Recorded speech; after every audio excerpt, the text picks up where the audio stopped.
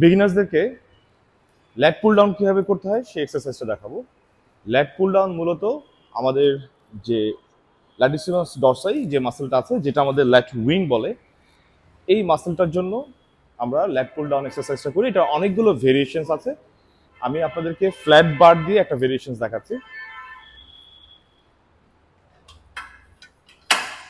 এটা হচ্ছে থাই স্টপার। আমরা যখন বসবো আমাদের ওয়েটের কারণে যেন হিপ উপরের দিকে উঠে না যায়, সেই জন্য এই স্টপারটা ইউজ করা খুব জরুরি। আমরা বারকে কোথায় গ্রিপ করব? বারকে আমরা গ্রিপ করব আমাদের যে শোল্ডারের ডিস্টেন্স বা উইথ সেই বরাবর, যেটাকে নিউট্রাল গ্রিপ বলে।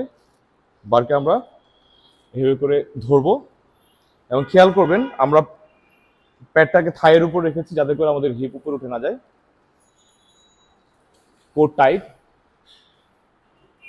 একদম স্ট্রেট হয়ে বসেছে। এবং আমরা যখন বারকে নিচের দিকে নামাবো তার আগে আমরা শোল্ডারকে এঙ্গেজ করব, দেন কোনোই দিয়ে বারকে চেস্ট বরাবর নিয়ে আসবো, কোনোই ব্যাক পকেটের কাছে আসবে। তারপরে 2 থেকে 3 সেকেন্ড বা 4 সেকেন্ড নেগেটিভে আমরা স্লোলি বারকে আবার আগের জায়গায় ফিরিয়ে নিয়ে যাব। সেই সাথে আমাদের শোল্ডারকে কিন্তু ডিপ স্ট্রেচে রাখবো। এখানে 2 সেকেন্ড হোল্ড করব, দেন আবার নিয়ে আসবো। এই যে উপরের দিকে নিচ্ছি যে স্ট্রেস পজিশন, এটা হচ্ছে ইসেন্ট্রিক ফেস। আর এই যে মাসলকে কানেক্ট করছি এটা হচ্ছে কনসেন্ট্রিক ফেস। এখানে একটা কথা বলে রাখি, আমরা অনেক ওয়েট দিয়ে পিছনের দিকে এরকম লিন ব্যাক হয়ে এভাবে করে আমরা এক্সারসাইজ করবো না।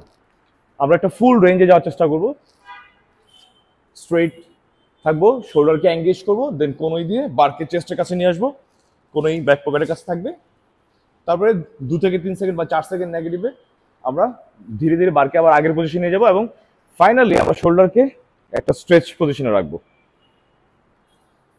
শোল্ডার এঙ্গেজ, বার চেস্টের কাছে, স্লো। এভাবে করলে যেটা হবে, আমাদের যে এন্টায়ার ল্যাট মাসল, এই ল্যাট মাসলে একটা দুর্দান্ত স্ট্রেচ হবে এবং সময়ের সাথে সাথে এই মাসলটা ডেভেলপ করবে। বলে রাখি, এই এক্সারসাইজটার কাজ হচ্ছে, আপনারা হয়তো অনেকেই দেখে থাকবেন স্টেজে যে ল্যাটকে স্প্রেড করে, উইংকে স্প্রেড করে। আমি জানি না এই আলোতে দেখা যাচ্ছে কিনা। এটা হচ্ছে সেই উইংয়ের জন্য। সেটা অনেকগুলো ভেরিয়েশনস আছে। আজকের এই পর্বে আমি শুধু ল্যাট পুল ডাউন দেখালাম, এটা বিগিনার্সদের জন্য। যে কেউ চাইলে এটাকে ফলো করতে পারেন।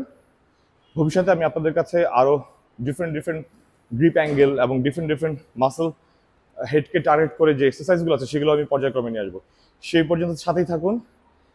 আমাকে ইউটিউবে দেখে থাকলে প্লিজ চ্যানেলটিকে সাবস্ক্রাইব করুন, বেল আইকনটি চেপে দিন, তাহলে যখনই আমি উইকলি বেসিস ভিডিও নিয়ে আসবো সেটা সবার আগে আপনার কাছে চলে যাবে। আর ফেসবুকে দেখে থাকলে ফলো দিয়ে সাথে থাকুন। Thank you.